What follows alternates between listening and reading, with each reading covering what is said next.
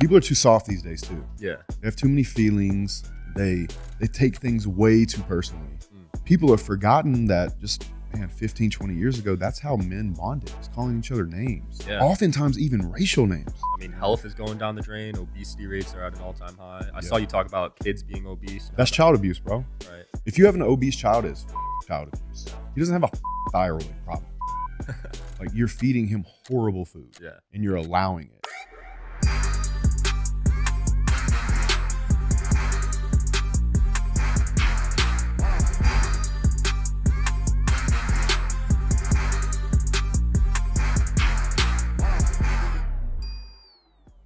Welcome back to the show, guys. I'm your host, as always, Sean Kelly. We're here on the Digital Social Hour. Got a very special guest for you guys today, Justin Waller. How's it going, man? Going well, man. Glad to be here. Absolutely. I know you're sick, so am I, but let's power through this. Yeah, man. Dodging COVID. COVID, right? Psych.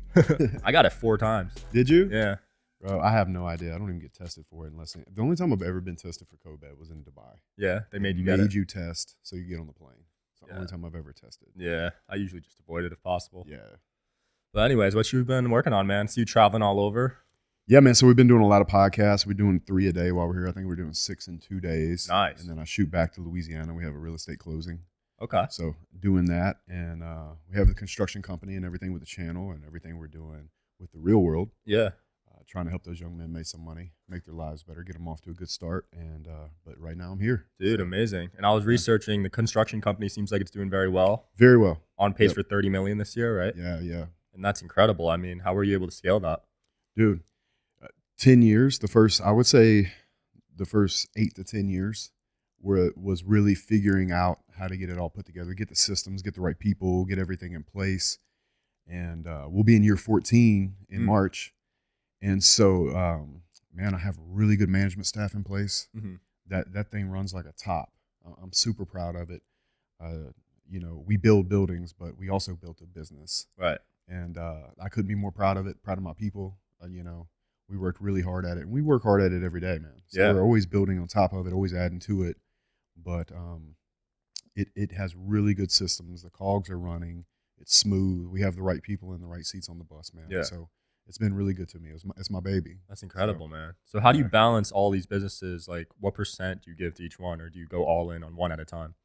Yeah, so I'm a big believer in, you know, water a plant until it bears fruit. And so one thing that I think I really did right in my career early is put a large amount, I'm talking 95% plus effort into that construction business. And once we got it to where it was really, really running, I was buying real estate, but I wasn't buying it like I am now. Now I'm buying it in big chunks. You know, it's big acquisitions now.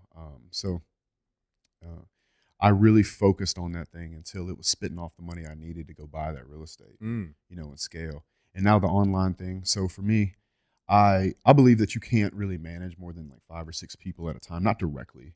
And so I have somebody that runs each of those businesses that I trust, that are very competent. Right. And I spend my time talking to them and maybe a layer under them. And then, of course, I love to spend time with my guys when they're around. But, you know, we work all over the country. So even like when it's a Christmas party, it's hard to get everybody in the same place because people live in different parts of the country. There's guys in Texas. There's guys from California that work for us. It's not all Louisiana based. So, you know, doing my best to touch as many people as I can, or providing a scenario where their direct manager, like our general superintendent, can spend quality time with them and make sure that, you know, he's taking them to dinner, you know, being around them. We try to keep up with their birthdays, things like that. We definitely keep up with all of the superintendents or foremen's wives' birthdays and try to get their nails done. Yeah, man. Well, so the thing about that is, man, it's like when you hire a man, you're hiring his wife also in a way. You know, if you don't have her on your side and you need him to go out of town for 6 months, you could have a hard time. Right. So acknowledging her, telling her, you know, just how important she is and how much you value and appreciate the fact that she lets her husband go on the road, you know, and work for the company, I think is something that is really important and critical for us. Absolutely. You know, just acknowledging that way, because the truth of the matter is everybody thinks that like there's a split between work and personal life. And I just don't think that's true, man. I've seen it way too much. Guy gets in a fight with his wife, he sleeps on the couch, or he goes and gets drunk over it, and he takes that to work the next day. Yeah. You know, if he's upset about something, or he thinks he's going to go through a divorce or something of that nature, or he's having trouble at home, you know, he's not the same man on the job. Right. And that's regardless of the job that you have. It could be any job. You could be hanging metal buildings, or you could be selling insurance. Doesn't matter, man. If that woman has a piece of that man's heart, then the best thing that could happen for us is that we have a good relationship, you know, collectively with her, and that we support anything we can for him to have a good relationship. Right. You know, I've sent wives on the road with guys before. Yeah. Oh, bro. Yeah. Guy's been on the road too long, man. We'll fly his wife out there. You know what I mean? Yeah. It just makes sense, man. We're just people. I really believe people make the mistake of separating the personal life and the business. And I believe that as long as you stay a certain size, it's possible to, you know, beat that. Right. I'm a big fan of that book, Small Giants. Actually, that's a good one. You know, where he talks about keeping it small, keeping it in house. You know. Yeah. And you can keep it kind of a family. You see the Amazons and things like that, which we don't even compare to. It's not even a comparison, right? But at the same time, we're able to have that human factor, and I think for that reason, we get people to get behind us in a different way. Yeah. And so it's been good for us. A lot of people in their 20s and 30s see you as like a role model, right? And I see you give advice to them all the time about not having kids until 30, right? I think that's probably a pretty solid, you know, idea. At least get to 30. You know, well, because, and you have to understand too, man. It's like, I'm not going to tell a man that's not fully set himself up to have kids and be able to step into that role properly, because I'm still learning myself at 30. At 37, I'm still learning myself. Now, there's a point where if you can get yourself financially kind of set up, you're stable, I think that's the time to have children. And I think a lot of people don't. And then that little bit of extra effort can kind of get in their way to becoming what they want to become. Now, I will say, I don't think it's acceptable to blame any lack of success on a child. Like, I look at that as a cowardice thing to do. Because if you look at the math of it, right? Let's say you have a kid at 24 on accident. Okay, boo-hoo, why? If you actually hit the goal that you're setting out to hit, you could have had 10 kids at 24 and it won't matter. You understand what I'm saying? Like, so if you get yourself in the place where you're actually financially successful, that child will just be a little bitty bleep in your budget. You know, so for all the guys out there that have had kids at a young age, I would just tell you, man, it shouldn't stop you. It shouldn't stop you. If you actually get to where you want to go, that child won't be a huge burden on you at all. In fact, it'll add to your life. Right. You know? And I've also seen you speak about putting children on medication, and you're not a fan of it. Bro, it's child abuse, straight up. Yeah, that happened to me. They tried to put me on ADD medication when I was 10, I think. Yeah, I got put on it in elementary school. I might have been like, I got put on Ritalin at like 8 or 9, I guess, or 10, some early age like that. Yeah. And you know, they have these curriculums in schools where little boys don't want to sit still, and they want to tell them they have ADD, and then they want to pump drugs into them, and then they create this construct in their mind that there's something wrong with them mentally. And it's just, you know, and it's kind of like the whole transgender thing. It's like, why are you going to try to affect a child that's still trying to figure out, you know, so many things about what's even going on in life at such an early age? I watched a video this morning of a kid. His dad set him down at a table, and he put $10,000 cash on the table, and he put 2 Oreos on the table, and he let the kid pick what he wanted. The kid picked the Oreos. What? Yes, he did. And so to think that you're going to let that same kid, that same age, choose to cut their genitals off, if that's not child abuse, I don't know what is. Yeah. You know, and I also find it disgusting that parents build social media platforms over their child's transition. Really? I didn't know. Oh, man, I've seen it, man. I've seen it on TikTok, man. Like, wow. Oh, we're going today, and, you know, they're smiling with their kid and all this nonsense. They want attention, you know? It's just, it's disgusting. Yeah, it's awful. Absolutely disgusting. So are you worried about raising kids in America? It crossed my mind. I'm more worried about public schools. Yeah. The way I look at it, man, I don't think my kids are going to go to school. Right. They'll homeschool. They can learn how to read at home, and all the math they need to know they can learn from daddy. You know, there's a bunch of math I learned in school. You know, financial education is the math that they need to be learning. Right. It's just like we were talking about, you know, taking out debt at 0% for 18 months and the fact you could put it in a short-term T-bill. Mm-hmm. It's like, that's real world math. I couldn't do an algebra problem right now to save my life. Yeah. I can read a P&L. Yeah. You know what I'm saying? And I understand a work in progress and billing excess of cost in excess of billing. In my construction company, there's cash flow. There's things like Robert Kiyosaki talks about the balance sheet, Yep. you know, the P&L, you know, statement of cash flows, all these different things, man. So my goal is to give my children a real world education in every avenue Mm-hmm. and set them up to be graceful and give them the tools they need to win, give them the competencies they need to win. Right. And then from there, they can do whatever they want. I just want them to have choice. I love You know? that. Absolutely. And I know you're strict on not doing business with your family, right? But will that change with your kids?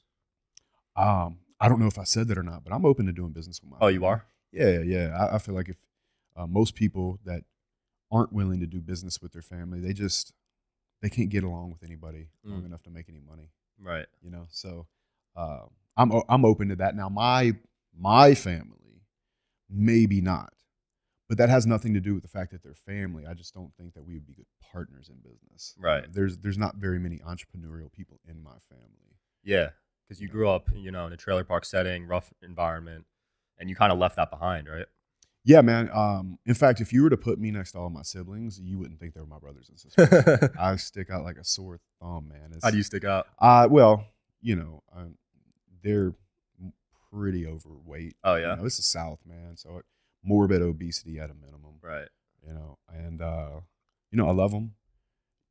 Nothing against them, but we live completely different lives. Completely different lives.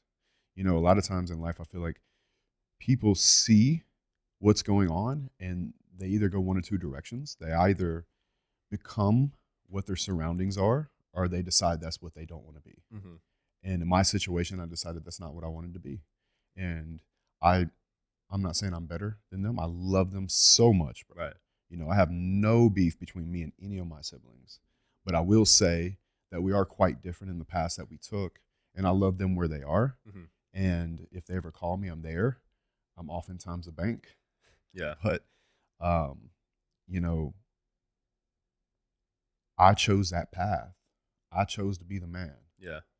And with that comes a great opportunity of loving people, sometimes maybe even when it doesn't make sense. Mm-hmm. You know, so when you were in that setting, what was that turning point for you mentally? Like, did you see a video or something that really inspired you to want to leave that environment? Well, man, what you have to understand is, you know, I was going through school, you know, in the early 2000s. Mm-hmm. So YouTube wasn't really a thing for us the way it is now. But I use sports to get into the other kids' house. Mm-hmm. So I would be really good at sports, particularly football and baseball. You know, I did play basketball as well, but it was mostly football and baseball that would get me into the other houses, other neighborhoods. That gave me more consciousness. And so I say these people were probably middle-class people, but it was a substantially different setting than what my home life was. Right. You know, so, you know, I don't look back at my childhood or my upbringing and think it's anything special. I actually think it's quite common. Most people, especially in 2023, are struggling.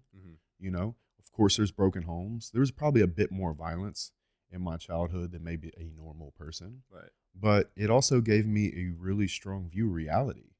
And so everything that's ever happened to me that the world might deem as negative, I feel like I've been blessed to be able to turn that into a superpower for me in my understanding or how I choose to frame it or the relationship I have with it. And I think that when people can change their mindset from, you know, this happened to me to this happened for me and this is how it serves me now, is really how you can start to change that whole mental programming into what, you know, like a positive momentum. Right. And I think if you can get there, man, there's not a lot you can't accomplish. I agree. Mindset's so powerful. When did that sort of change for you? Because I assume growing up, you didn't have that positive mentality, right? Yeah, man, when I was a kid, I was just sad and upset and didn't understand why things were happening the way they were. Right. You know, you're a kid. Yeah. As a grown man, I can look back at it and say, you know how people are always like, oh, well, this happened to you as a kid, so you must have these traumas. Yeah. I don't feel like I have traumas. I look back at it and I say, okay, that happened. what was going on in that scenario. You know, maybe between my mom and my dad. Like my dad didn't understand female nature. You know, not his fault. Yeah. You know, he came up in a family where if you go to church and you marry a woman, you stay with her forever. There's no social media. There's no promiscuity in his family, right, between his mother and his father.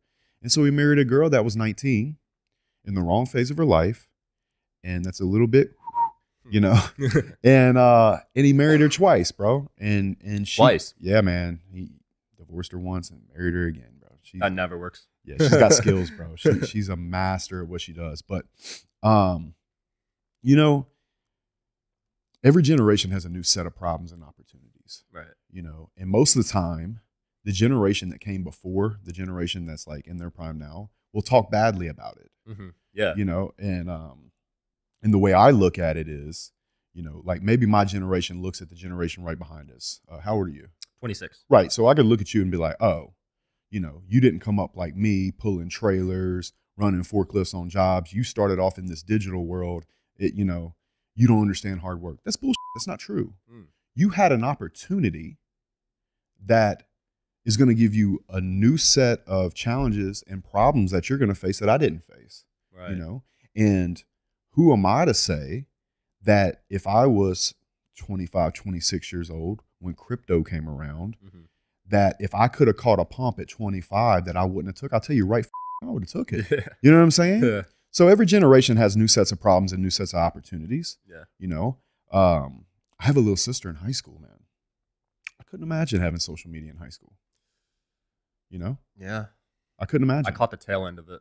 Yeah. Yeah. Instagram came out when I was in high school. Yeah. It didn't exist. My freshman year of college, I was seeing this girl. I was in the girls' soccer dorms. Yeah. I had like a little girlfriend that played soccer.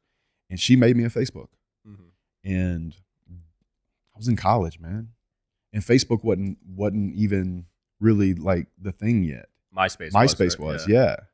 And so we were all making MySpace pages and all this other stuff, but you know, it was about who was in your top 8. You know, and it seems like 100 years ago, man. And it'll change 100 more times in the next 10 years. Yeah, TikTok's blowing up now. That's like TikTok's crazy. Yeah. TikTok's crazy. Like people come up to me all the time, like I saw you on TikTok. I'm like, cool, I don't have a TikTok. Exactly. And people used to make fun of it when it came out. Everyone. Yeah. They hated it. So do you think social media has been a net positive on humanity? I mean, we make a living off of it, but how do you see it overall from a consumer perspective? I think people made a lot of money off of it. Yeah. I think it's been good for people to actually get real life information on what's going on. I think it's horrible for marriage and relationships. I think it's very bad for that. I think it's good for keeping up with people that you used to know. Right. I don't find that to be a very positive thing. Like I don't watch people's stories. Really? I don't watch stories. And I don't like scroll to see how the people that I went from high school are doing. If I open my Facebook, I tell you what, I just wrote a comment. And I try to do this just because I'm doing it for me. I'm doing it for my soul. But one of my college teammates, Josh Boudreaux, he probably won't see this, but he played tight end with me. And it's his birthday today. So I'm like, HBD brother, you know, whatever. So I'll go in there and try to love people up a little bit. But I'm doing that for me, you know. And then as far as like keeping up with people a whole lot, not really, man. I got to do. I don't watch stories. I don't scroll Facebook very much. It's hard enough to manage my inbox, you know, with opportunities just like you. I'm looking for guys like you that are going to reach out to me and say, hey, let's do some work. Let's collab. Let's put some ideas in the air and see if we can help some people see things in a better lens or, you know, promote what we're doing to help people, etc. You know, I'm not really going to go in there, to see what my buddy from high school is doing on vacation. Just don't. Yeah. It sounds like you have control over your social media, but for most people, it's the opposite, right? Yeah. Why do you think? The way they designed it, I think they hired the best people to make people addicted. You know what I mean? Like they do with anything. They're good, man. And you know what? I don't even get mad at businesses. Yeah. Bro, there are times where I'm at a business and they will do something that locks me in to spend more money. And I'm like, touche. I get it. Yeah. Yeah. And I think people should think like that also. Yeah. So instead of getting mad at the business, pay attention to what they did. I'll give you a great example. Like the Wall Street Journal went from I think they probably paid somehow, but they went subscription based. Yeah. Okay, so now you're locked in to pay a subscription that you'll likely forget about even if you don't use. Am I going to get mad at the Wall Street Journal for that? Or I'm going to be like, touche, that's a good move. Yeah. You know, I'm not mad at them. And if they're valuable, you don't cancel it. Mm-hmm. So if there's an equal exchange of value, then I'm cool with it. And in fact, that's one thing that like, let's say I'm talking to a sales guy and he's like, what's your budget? I was like, bro, I hate that question. I hate the question. I'll tell you why. Is because I would rather spend 200% of what I was going to spend and get 100% of what I want than spend half and get 90% of what I want. Because that 10% is going to get on my nerves. You know what I'm saying? Yeah. Yeah. And so asking me what my budget is, why don't you show me where the value is? Right. And let me spend the money accordingly. I love that. You know? I hate that question, man. As soon as I get asked that, it's such a turnoff. Yeah. Like they're just trying to get every dollar out of you. What's your budget? You know? What's your product and how can it help me? Yeah. You know, what is it going to do for me? And I think that people forget that too. You know, I get all these messages and this guy's talking about, you know, hey, I want to do a business, or I think that this will happen, but they don't ever tell you, you know, when they want to partner with you, what's in it for you? Right. What's the return going to be? Yeah. If I have a call Sunday with an investor from England, he's going to invest in one of my real estate deals. I'm not going to get on the phone with him and ask him what his budget is. I'm going to get on the phone with him and tell him, hey man, when you give me this $1 million, these are the projections of the returns you're going to get. This is the internal rate of return. Here are your cash flows. You know, This is what you should expect in a 7 to 10 year time frame. Yeah. You know, over the course of that project. Here's the long-term hold play. This is what you should expect. Not, you know, man, you really should do this and like be vague about it. I'm be very intentional about what I'm telling him with real numbers and math. And and my goal is to show it what's in it for him, you know? And people forget to really dig into that when they're either selling or trying to persuade someone to do something with them. Yeah. And I think it's a mistake. I think it's an innocent mistake, but a mistake nonetheless. Yeah. I mean, people probably love that you're so straight up with them, you know, because so many people beat around the bush. Yeah. Right, man. Look, in business, to me, being honest and just telling them exactly what you want is one of the best things you can do.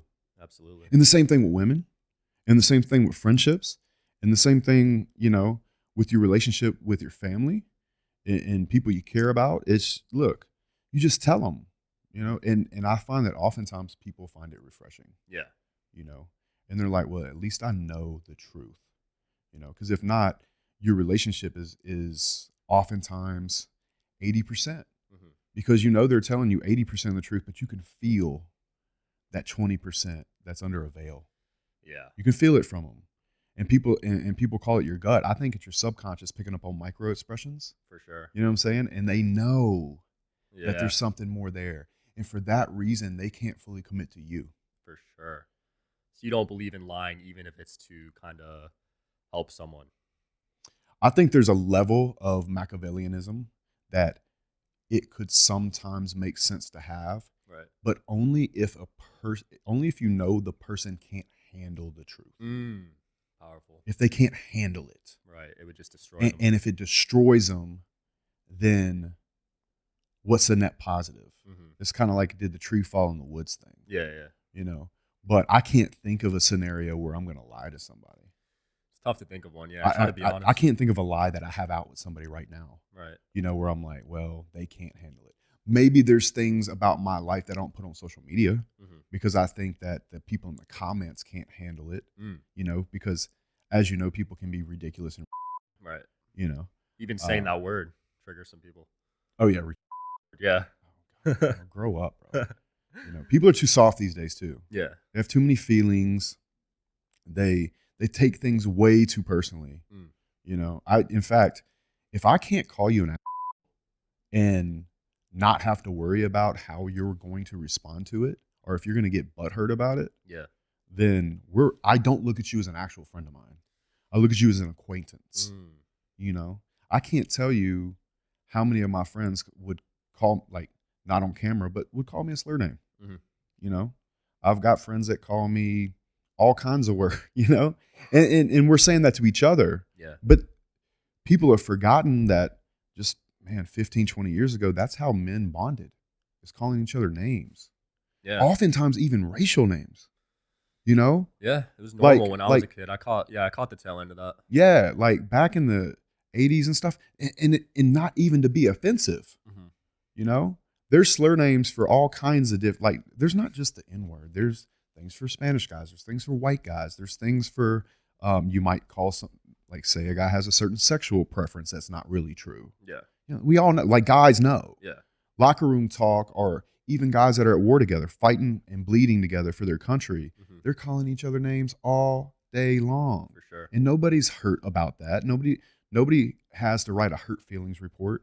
You know, we actually have a hurt feelings report At the my company? construction company. Has Yeah. anyone ever done it? Yeah, we've done it. Yeah. Oh, yeah? Yeah, oh, bro. Men can be children. Like, adults are nothing but children with money. Yeah. You have to remember that. Sometimes people stop developing at an early age, and you know they'll finish high school and they decide to stop developing, and they work and they don't work on themselves, and so you can have a grown ass man, 45 years old, and a 15-year-old mind, Mhm. you know, and he'll act that way. And part of being a leader is being able to have the patience and the grace to navigate them through that, and you know, set some of those guidelines and boundaries. But I think the generation, or where we are in society right now, is championing hurt feelings. Mm. You know, I think and also think that children are finding themselves quite confused over the fact that we're making heroes out of people that either have a certain sexual preference or want to go a certain direction with their gender, Yeah. instead of who's performing. And the best thing about America is that we used to, and in many ways still do, pay the people and acknowledge the people that perform. Mhm. And that's what makes a country great. Yeah. That's what would make a school great. That's what would make a classroom great. That's what would make a team great. When we start taking the performance and the accolades of people that are working hard and doing their best to achieve things, and replace it Mhm. with things like sexual orientation or gender or pronouns, we're teaching the kids that the way to get attention, the way to move up the ladder, is by something that has no basis of worth in the world. Yeah. You know, I don't give a if you're gay. I really do care if you're good at your job, though. Mm. You know what I'm saying? That's true, man. Being a kid, there's so many harmful things you got to dodge. I feel like between public education, between social media, just seems like it's easy to fall into that trap. You know what I mean? Right. Without the right guidance. All right. 1,000%, man. Yeah, because even like movies these days, like Hollywood movies, that can kind of leave some impact on some of these Yeah, man. It's kids. all. I said this on a podcast recently. I was sitting in Romania with my friend Andrew, and this kid sends me a poster. It's a picture of two posters. It's in his room, one of me, one of him, and I show it to him. I said, "Bro, this used to be Rambo." And he goes, "Bro, seriously." And when I think about the things that we say online, I don't think it's like, for me, it's common sense. Mhm. You know, like, what do you mean? Of course, you're supposed to work hard. Of course, you're supposed to be kind to people, but not care about things that don't matter. You know, Yeah. so it's a different time we're in. I feel like we're working hard to do our best to shine a light on it, Mhm. and I think that's why we get the following we get. But at the same time, if nobody does these things, I just think society will be in a very rough place. Yeah, man. I mean, Yeah. health is going down the drain. Obesity rates are at an all-time high. I Yeah. saw you talk about kids being obese. And That's child abuse, bro. right. If you have an obese child, it's child abuse. Yeah, because that's Straight the up. parents' fault, right? Yeah, he doesn't have a thyroid problem. Like, you're feeding him horrible food. Yeah. And you're allowing it. Oh, it's expensive to eat healthy. No, it's expensive to have an obese child that gets picked on and never has a chance at life. Mm. When a kid is obese, before his life even starts, his whole headspace is going to be messed up. Right. How he feels about himself, he or she, how they feel about themselves inside. Just because you didn't achieve it doesn't mean your kid can't turn it around. And maybe you should turn it around for your kid so it can be a good example. Yeah. So, yeah, when I see an obese kid, you know, I always say it's child abuse. And I think it should be punishable by court. It's a I really reflection. do. Yeah, it's a reflection of the parenting. You could take that same kid and put him in a tribe somewhere, and I promise you he wouldn't be fat there. Mm. He won't have the little Debbie's to eat. You know, your Yeah. kid doesn't have a metabolism problem. Yeah. You're feeding them sugar. Yeah, it's pretty bad, You man. know? I mean, when I was growing up, there was a few, but I feel like now it's just what, like 30, 40%, something Yeah, crazy. 1,000% too. And it's really an American Western world thing. You know, all these guys, they talk about going to Eastern Europe, right? The Yeah. girls are so much prettier in Eastern Europe. No, they're not. They're just not fat. Facts. There are beautiful women all over America, and you'll never know it Mhm. because they're under 40 to 60 pounds of extra fat, and you can't even see their jawline. It's true. They're not prettier women over there. They're just not fat, Yeah, period. I agree. You also talk about, speaking of travel, the importance of travel and how it shapes your mindset, your perspectives. Why do you advocate people to travel the world? I think it's really important to get out of your hometown because you can break mental constructs. You know, when you grow up in one place and it's kind of like you're in the weeds and you can't see the bigger picture of things. Yeah. So I didn't travel internationally a whole lot until, a few years ago.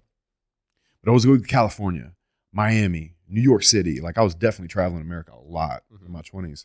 And I'd leave a couple times, the States, but what it allows you to do is see that the world is such a bigger place than what was presented to you. Right. I think that getting out of your hometown can inspire you. It can show you other opportunities. It can show you that there's obviously people out there that might accept some of the things that you don't agree with in your hometown. So I think it's very important to get out and see those things so you can have that greater understanding of the world and how it's so much bigger than that little town you're from. Absolutely. Yeah. So when you joined the War Room, was that the first time you left to go internationally? No, I'd done it a few times before. Okay. But it really ramped up with the War Room because, Nice. we're doing events and things like that. And, Yeah. and, getting out there. And, of course, the podcast and everything that we do, it's nothing for us to, go out 30 days and hit 5 or 6 countries and do a bunch of podcasts and things like that. Nice. As a part of work. But or car rallies. We did, Yeah. I think last year, the year before, we did London, France, Spain, Portugal, to Marbella. We went to the White Point, Nice. Nikki Beach. Yeah. Beautiful. Yeah. And so it's like getting out and seeing those different parts of the world and seeing how other people live is really amazing. And I tell you, when I go to Europe, I tend to come home leaner. Mm. I could eat pasta every day. It's what's in the food. For The sure. ingredients are real, and I think the ingredients are the things that are put into foods like the MSGs and things like that. Those are the things that really kind of set it up for it to be hard for somebody to stay healthy Mhm. and not be, overweight. So I really like that about Europe and Dubai as well. Yeah. I feel like the same thing in You Dubai. love Dubai, man. I see you there all the time. Yeah, I like it. You know what? I don't know that I like Dubai more than I like, Spain and Europe. Okay. I really appreciate the architecture and everything. Yeah. Everything that's broken about it makes it beautiful. Mm. It's kind of like New Orleans in a way. Yeah. The building's leaning a bit. There's a crack, but there's a flower or something growing out of it. It has it has character. Right. And I believe that cities have souls. Hmm. Like Vegas definitely has a soul, bro. For sure. And it's on You could fire. feel it when you land. Yeah, it's electric, right?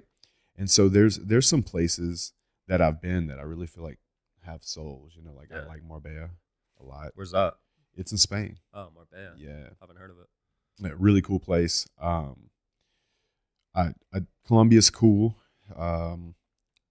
What else do I really like? I mean, I do like Dubai. I like Romania when I go. Oh, you did? Yeah, but in that situation, in all situation, I would say, it's not really about the city. It's about who you're with. Mm.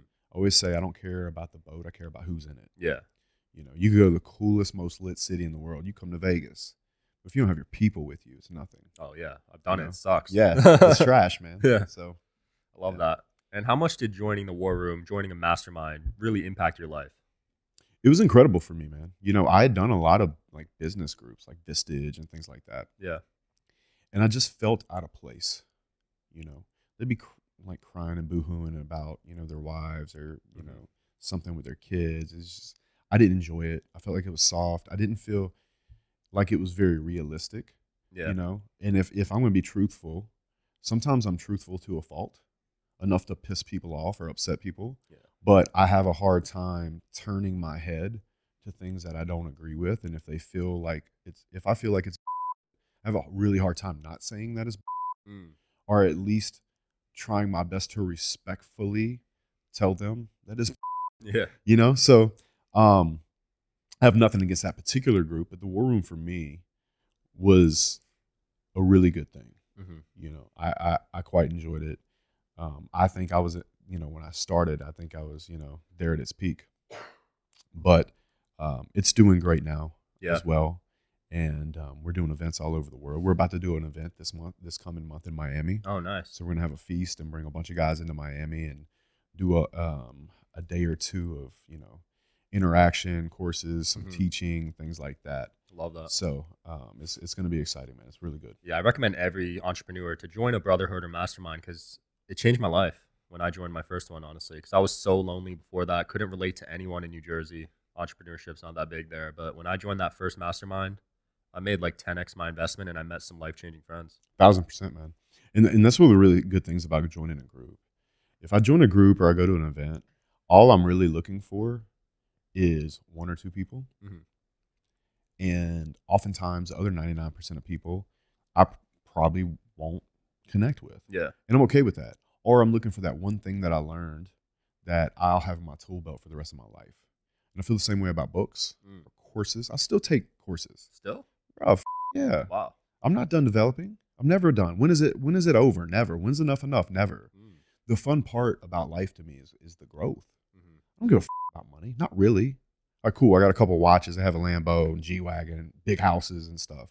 Building a big house in Dubai right now. That house. Like I lit a cigar in the Lamborghini the other day.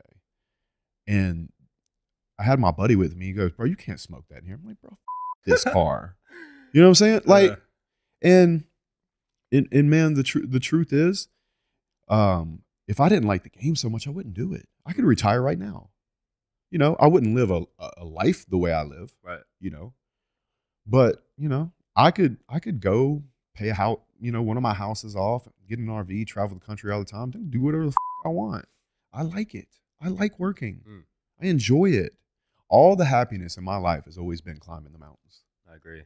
And I always say the most dangerous thing that you could ever do is get to the top of a mountain and not have anywhere else to go. Yeah.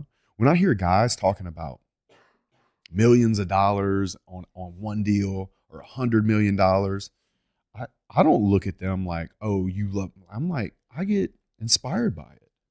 I'm like, man, that's awesome. Yeah. Because I grew up in a place where the consciousness wasn't $1 million company that you could make online.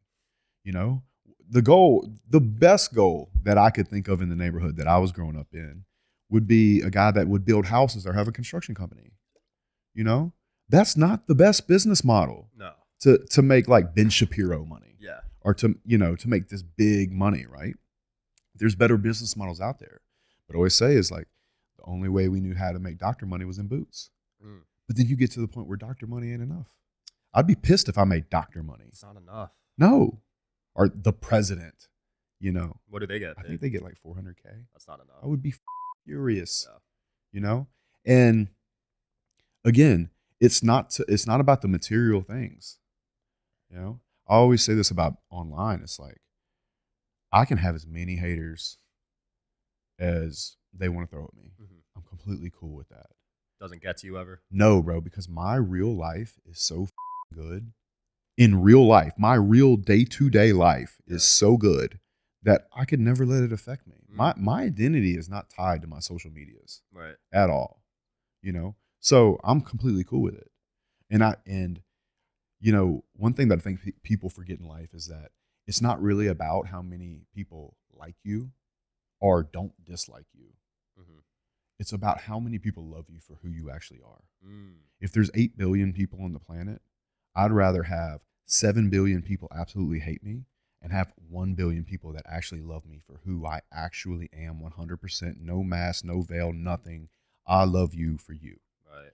And if I can get that, man, I'm successful. You can't please everyone. Yeah, because most people don't have anybody that actually love them for who they are because they don't even show who they are because they're scared of the judgment in the first place. Right. I say those people can get. Yeah. So it seems like you really found your level of comfort and happiness. And for most people, money's really high up there. But for you, it doesn't even seem to be top 3. I think there's buckets. Yeah. You know, I think that you can fill buckets in life. I'm inspired by the opportunity to make more money, but I wouldn't put it in front of my fitness or my health. Mm-hmm. I wouldn't put it in front of the relationships I have while making the money. Right. You know, I wouldn't trade a relationship I have to snake somebody to make more money, Mm-hmm. because what would the fun in that be if I can't do it with the people I love? Yeah. You know, and yeah, they might not be family by blood, but they're family to me. Mm-hmm. So I think it's about keeping things in perspective in regards to how you want to make your money, how you want to have your relationships, and making sure that you're being true to yourself all the way, Mm-hmm. and allow the people that don't want to agree with you, not agree with you, but find the people that will love you for who you are, because then you can live a very free life. There's a whole lot of weight that will come off of a person's shoulders when they can just be who they are and live by their truth, and have the people in their life either accept it or not. Mm-hmm. But there's no hiding anything. Love that I so much. I sleep like a baby at night because there's no skeleton in my closet, bro. Right. You know? You didn't anyone over. No. And I ain't lying to nobody. I'm not tricking them. Yeah. You know what I'm saying? And so for that reason, man, I feel like one of the luckiest men on the planet. You know, I've never been happier in my life. Yeah. You know? And it's always a journey. And it's never enough. You know, I have that voice in my head just like everybody else. No matter what I do, it's, you know, that voice in my head said, well, you could have done this. Yeah. You know? Good. It's also one of my biggest gifts. Absolutely. You know? I love that, man, because so many people try to fit in, right? And they really aren't themselves. They're No. putting on a mask, and that's like everyone I went to high school with, honestly. Yeah, 1,000%. You know, and it's also very human. Yeah. Because you know, at Homo sapiens, right? Like, we want to be accepted by the group. Right. But the good thing about the internet is there's a group out there for everyone. Mm-hmm. So whatever you feel in your heart, whatever you think is right for you, the internet provides an opportunity for you to find those other people. And I think it's very important to find that people that your soul's aligned with, that are like-minded, that can actually love you for who you are. Mm-hmm. Because if you have that, you'll have more family than anything. I could go in the war room right now and say, I need a place to stay for the next year. Mm-hmm. I would get invitations from 70 plus countries. Wow. Zero doubt. It's the best network in the world. There's people from everywhere there. Everywhere. That's awesome. Everywhere. And you know what? And the other thing about that is, if I got that message from that person, I know what to expect, because the culture is set up in a way where I know the cut of the man that I'm getting a message from. You wouldn't have to be weirded out or anything. No, it wouldn't be weird at all. Yeah. You know? That's awesome. One of your most viral clips, which I saw you got a lot of hate for, was you said you couldn't be friends with someone unless you made money with them. Yeah. Do you still have that stance? I can be friends from a distance. You know, I'm not going to be rude. Yeah. I'm friends with my high school friends that I've been friends with 20 years. Mm-hmm. But, you know, now I'm getting messages from people either that I went to high school with, that I didn't even hang out with in high school. Right. Are people that I used to know, are people that I don't know, that want to be friends. And if they are not, and I am not adding value to their life, I don't think I'm a very good friend. I don't have time to go to dinner with you just to chat, right, or to do fantasy football.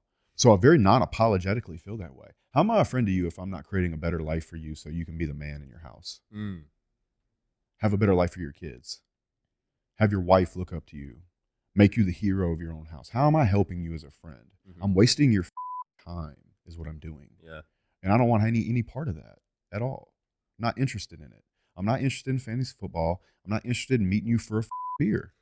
You know? Yeah. Like, we're either going to get a bag together, become better together, create a better life for ourselves and the people that we love, or we're going to wave and hug if we see each other at the store. But other than that, bro, we're not hanging out. I like that. There's nothing like making money with a friend. It feels like being a kid on Christmas. Yeah. And bro, I love, speaking of Christmas, like talking like staying up with a guy and talking about business. Mm-hmm. It's like Christmas morning to me. Yeah. I love it. You know, it lights me up inside. You know, people talk about, you know, what are you passionate about? I don't know how passionate I am about it. Like, I'm not still like trying to find my passion, but I do pay attention to what gives me energy. And I try to follow the things that give me energy. And I also try to set people up in my life to do things that we're working on together that give them energy. For example, if I have an employee that doesn't have energy for people, but has a lot of energy for detail, they're probably going to work in accounting, Right. or they're probably going to work in estimating. I'm not going to ask them to go do something that is counterintuitive to the natural energy they have for certain tasks. My job is to set them up to be graceful. And so I want to put them in a seat on the bus where they can do that, Yeah. And I also don't do it for myself. There's very many times when I step out of myself and I look at Justin and I said, what should Justin be fired from? And then I write the roles and responsibilities of whatever thing that needs to be done. And I hire a person that has the energy for it. And so I think it's really important to know yourself. Yeah. A lot of people try to swim upstream because they think they're good at it, or they think if they were being responsible, they would do this thing that they hate to do. I think you should find somebody that has an energy for it and set up strong systems with statistics that are manageable so they know what the expectation is, and then manage from there. Yeah. But just because you think it's an important part of your business and that if you would be more responsible for doing it, doesn't mean that you're actually going to do it. You could be the best one to do it. You could have the best skill in that particular area and not have an energy for it. And for that reason, you don't do it. Yeah. And the way I look at that is if I can get a person to do 85 to 90% as well as I would have, and I can have 10 of them, then why wouldn't I do that? Right. Yeah, it's impressive you're that honest with yourself, because most people think they're good at everything. Bro, if you really want to succeed and really want to notice like how to build, the airplane that's going to fly you to the moon, Yeah. the rocket ship, one of the first things you need to understand is yourself. For sure. And really look at it. Like if I build an org board, I'll never forget when I built the org board for my construction company. The way I did it is I made a list of everything I was doing every day. And then from there, I would put next to each thing like project manager, estimator, sales guy, accounting, all these different things. And then I identified which of those things that either I did not have the correct skills for or I didn't have an energy for. And those were my first hires. And then you slowly build yourself out of it. I don't work in the construction business. I probably spend less than that. The only way I could say I actually work in it is I talk to my people every now and then. Wow.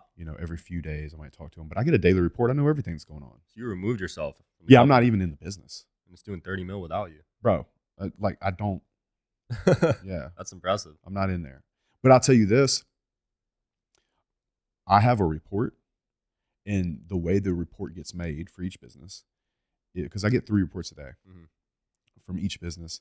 And the way you test it is, imagine that you're in the Bahamas or you're on an island somewhere on the beach, drinking margaritas all day. At the end of the day, the gentleman that's been bringing you your drinks all day brings you a piece of paper. There's 5 to 15 statistics on that piece of paper.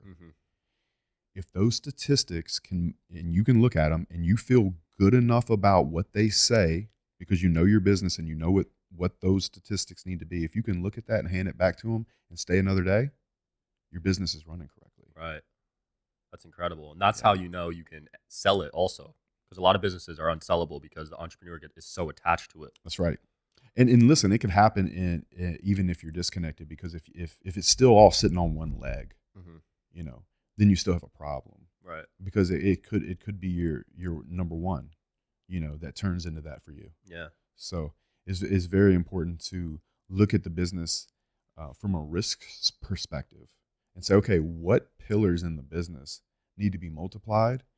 Because if I don't multiply this pillar and it falls, the whole thing falls. Yeah. So a lot of people are one person away from, that happening. Wow. I actually have a business with that going on right now. And look, I'm not upset. I'm not going to lose that person. That person's at a great place in their career. They're in a life cycle. I would say that the business is in prime and that person is in prime. But our main focus right now is not to replace them, but to multiply them.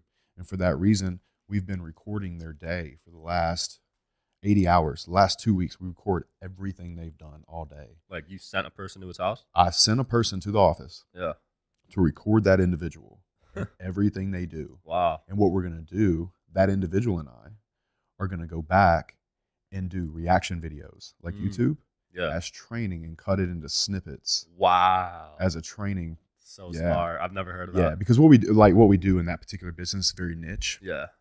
And it wouldn't make sense just to like go buy a course or something like that. So we're gonna have to do it internally. But